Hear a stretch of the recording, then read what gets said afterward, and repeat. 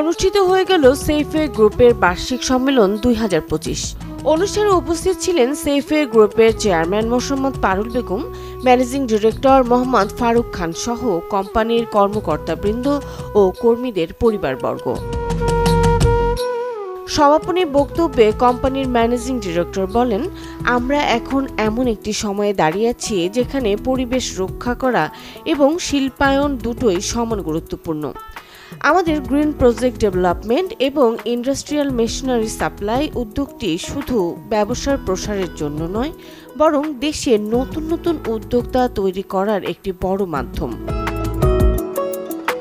অনুষ্ঠানের এক পর্যায়ে কর্মকর্তা বৃন্দের মাঝে ক্রেস্ট বিতরণ করা হয়।